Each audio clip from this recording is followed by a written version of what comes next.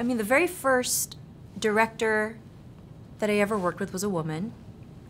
The first musical director I ever worked with was a woman. So that left quite an impression on my mind as to what women's roles in creating art can be or should be. And when you're 7 years old, it leaves an impression.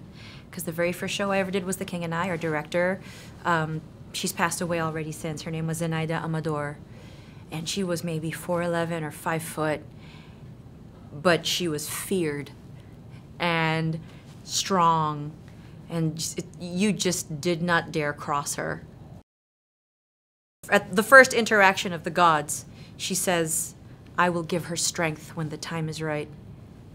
And so when we get to that absolute right time, when Ti-Moon is deciding between the force of love and the force of death as to which way she's going to go, is she going to save herself, or is she, despite knowing full well the consequences of her actions, is she still going to choose love?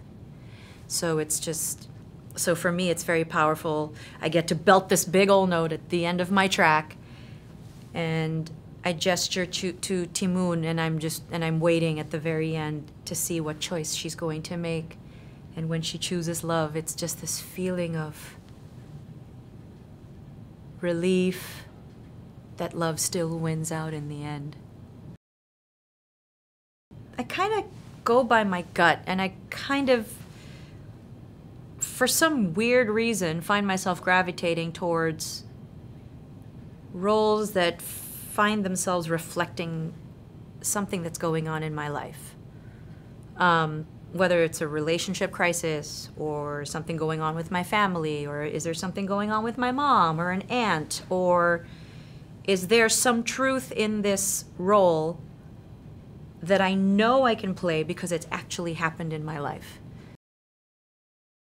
It's fascinating watching these women on stage and considering myself incredibly blessed to be a part of this community. And there's a little girl somewhere that will be watching any one of us and will be inspired by the characters that we get to play. And hopefully that inspires her for her life and for the choices that she's going to eventually make in it.